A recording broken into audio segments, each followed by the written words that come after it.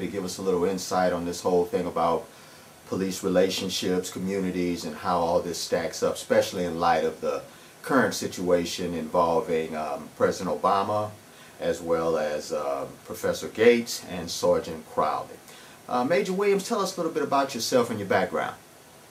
Okay, Al, just want to take a minute to talk a little bit about my background and some of the situations I've seen and been involved in. My name's Major Williams. Been in law enforcement now well over 20 years. I've spent quite a bit of my time involved in the training, recruitment, and evaluation of law enforcement officers. I've worked as a supervisor on the street, detective, patrol officer, as well as academy instructor. I've had a chance to work with local law enforcement in urban environments. I've worked with small municipalities as well as federal agencies.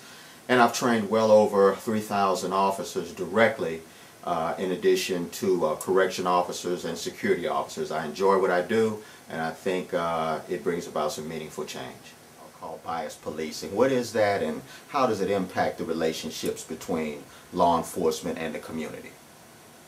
Very interesting concept, but let's start at the beginning. Racial profiling is defined as the practice by which police officers stop motorists of certain racial or ethnic groups because the officers believe that these groups are more likely than others to commit certain types of crimes. Now, racially and culturally biased policing occurs when law enforcement inappropriately considers race, ethnicity, or culture in dealing with whom and how to intervene in an enforcement capacity. So you see, this whole concept of bias policing includes this phenomenon of racial profiling. And one of the interesting facts I've discovered through the years is that through my interviews with different officers around the country, there are many officers who actually believe that certain races, especially African Americans, are genetically predisposed to be criminals, that they have a genetic capacity that they cannot control, which forces them to have to commit certain types of crimes. And these very same officers believe that it's their responsibility to be there to do something to correct that. Now, what they do and how they do it is certainly questionable. And I would also like to say that not all officers engage in these practices, but there are enough of them to make a difference. And those are the ones that good supervisors should be able to pinpoint, either get out of the business or retrain, re-instruct, and get them back on board. Take on this whole issue as it relates to Professor Gates, Sgt Crowley, how this whole situation escalates, and what do you think could have maybe been done to avert this type of a situation?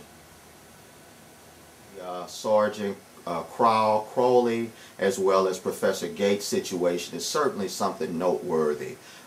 Here we have an officer responding to a call for, I believe, was a burglary or suspicious person or prowler attempting entry, something to that effect.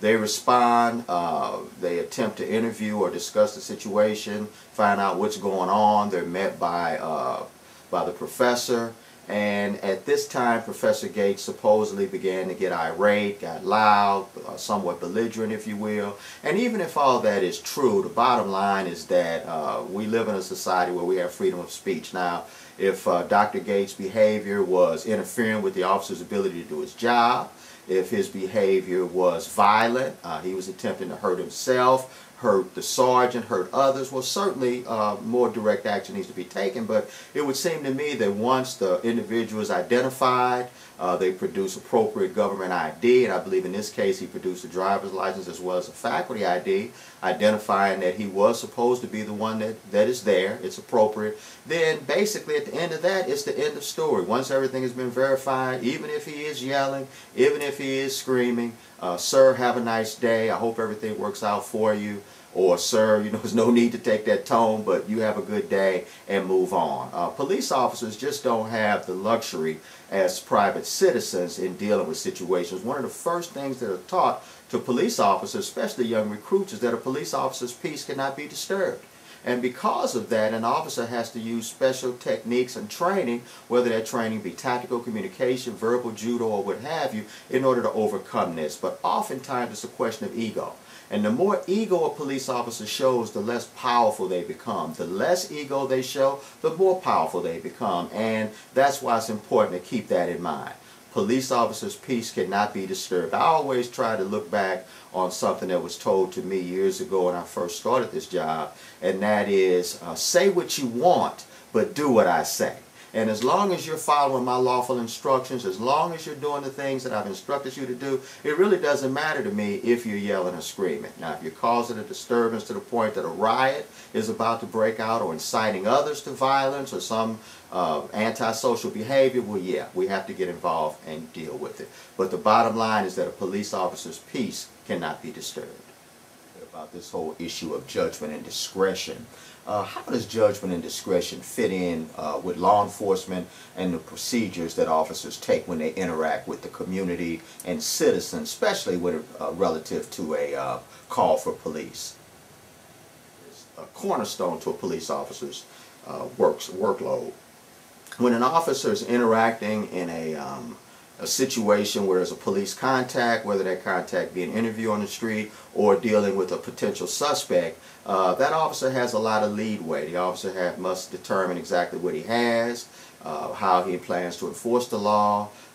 Can he give the person a warning? Does he need to make an arrest? You know, these are things that are very important. But judgment and discretion, deciding how to enforce the law based on the perimeters that are set forth, not based on your personal beliefs, not based because you're upset or had a bad day, but simply based on the facts of the situation. Articles that have come out, I'm looking at a few right now. Obama rushes to quell racial uproar he helped fire. Obama remarks on black scholars' arrest angers cops. White House qualifies Obama's remarks about arrest. Tell me a little bit about this, because the media seems to have jumped on this with both feet, and I'm sure, as I am, the community and citizens around are very interested in how things have exploded or mushroomed based on the incident between Professor Gates and Sgt Crowley. It's difficult to say what happened that day between Professor Gates and Sgt Crowley. We weren't there. Each of them has their own perspective, perceptions. But one thing is sure, that not every police officer who enforces the laws of this country is racist, although there are hidden agendas among officers. Officers, like everyone else in the world, have bad days from time to time. But as a police officer and as a paid professional, it's important to always keep in mind that using good judgment, discretion, understanding the tactical communication aspects of it, an officer who can diffuse conflict through verbal dialogue is worth their weight in gold. And with that said, if anyone has any further information or requests information or has questions, www.instituteofja.com.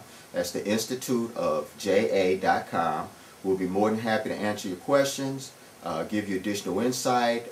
Public forums, training for law enforcement is a specialty that we do, and I think it's important to note that as long as we're open-minded and willing to have open dialogue, we can bring about change. I think President Obama, when he got involved in this situation, especially making the comment about acted stupidly, we could clearly saw how officers were closing ranks, standing together, shoulder to shoulder, to express outrage by this. And I personally don't think the president was saying all police officers are stupid, just that particular behavior that occurred. But the bottom line is, clearly shows that there is a time and a need for more discussion on this matter, and to go beyond discussion, but to bring about meaningful change. And change is important if we want to move forward as a productive society.